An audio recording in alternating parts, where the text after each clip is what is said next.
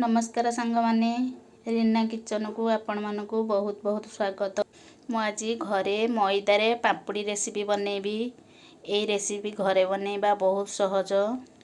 आपण माने ए पापड़ी बनैकी चाट सांगरे नहले चा सांगरे खाइबे बहुत बढ़िया लागिबो। चलंतु आजिरो रेसिपी आमे आरंभ करिबा।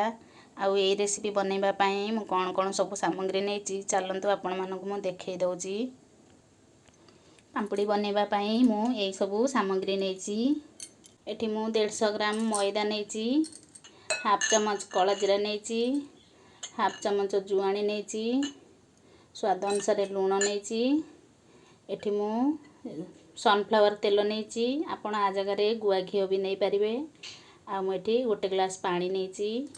प्रथमे मु मैदा रे गोटे डो बनैबी। एथरे मु फास्ट कला जीरा पकै दउची, लूण पकै दउची। मु जुआणी को हाथ रे ए भली टिके क्रश करके दे दउची, जहा द्वारा बहुत बढ़िया बास्ना हबो। आको मु मिक्स कर दउची।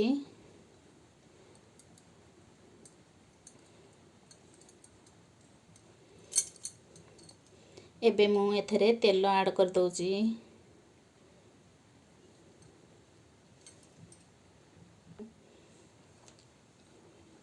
मु एथरे तेल नैची, आपण माने आ जगह रे घियो नहले बटर नै परिबे। आकु मु भलो भाबरे मिक्स करके खास्ता दे दउची।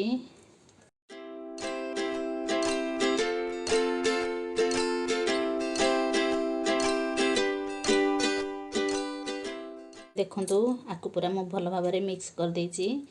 एबे भलो रे खास्ता दे हे जाईची एटा। देखंतु एमिति हाथ रे दाबिले पूरा टेला हे जाउची।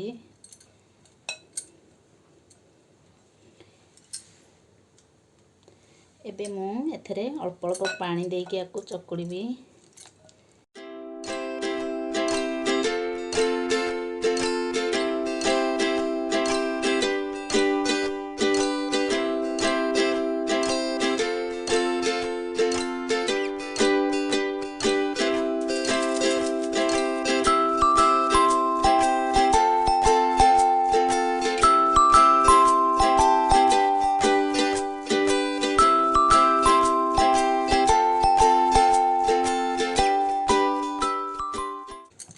एबे देखंतु मैदा को मु भलो भाबरे चकुड़ी की आर गोटे डो बनै देची। एटा टिके टाण अछि, आकु मु सेट होबा पई 15 मिनिट कवर करके छाडी दउची। एबे मु एटा कवर करके रखिबारो 15 मिनिट हे सारिलानी। आकु मु आउ 2 मिनिट चकुड़ी दउची, आउ टिके नरम हे जिवो। देखंतु पूरा पूरी सॉफ्ट हे गलानी। माकू 3टा गोला बनै दउची सेम आकार रो। एबे देखंतु सेम साइज रो मु 3टा गोला बनै देची। आकु मु एबे बेलिबा स्टार्ट करिवि। मु ए भली बड़ बड़ गोला करके नैची, आपण माने चाहिले छोट छोट गोला करके भी बेली परिबे। एबे मु बेलिबी। एथरे मु अल्प टिके तेल लगे दउची। आपण माने चाहिले सुखिला मैदा भी देइकि बेली परिबे।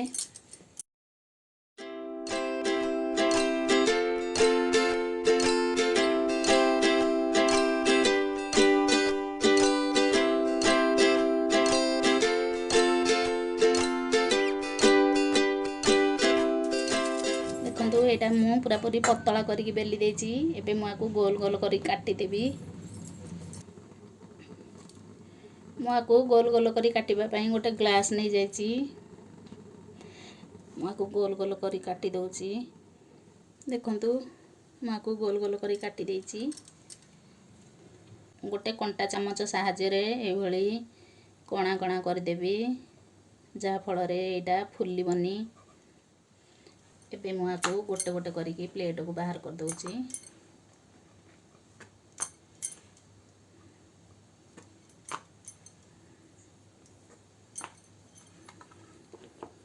ए भली मु सबुतिक मैदा को बेली के गोल गोल करी काटी देबी।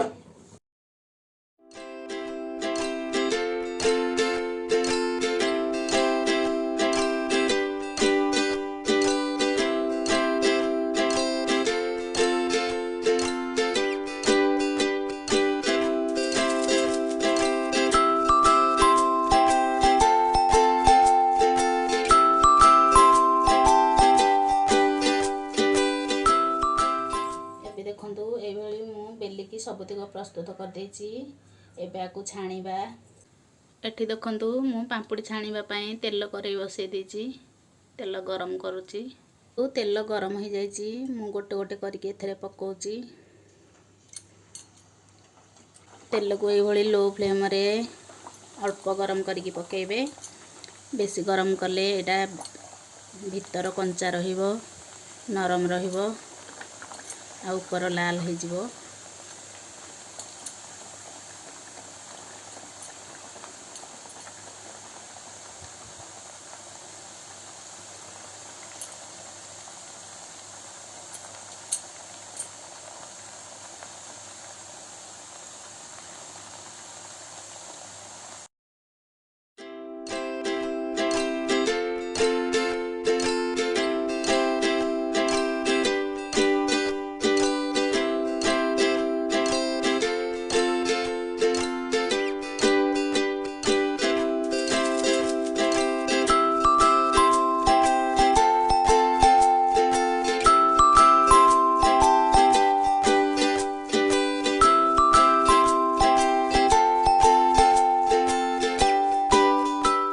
ऊपर तल उल्टे गिरी आकु पूरा पूरी रेडी कर देछि। हल्का ब्राउन कलर हो जाइछि। एबे एटा पूरा पूरी प्रस्तुत हो गलानी। मु आकु बाहर कर दोछि।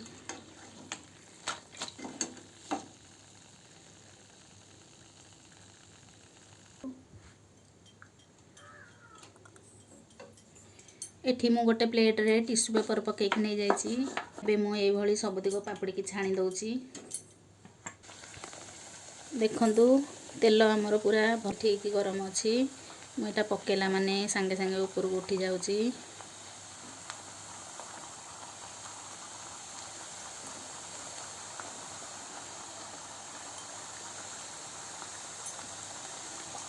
एई भली मु गोटे थर करे 7-8 पीस पकाउछि।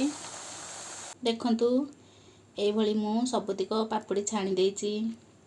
आपण माने एई भली छाणी मासे नहले 2 मास जाए डब्बा भितरे स्टोरेज करके रखि परिबे। किछि खराब होबनी।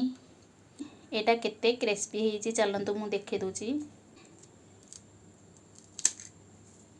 देखंतु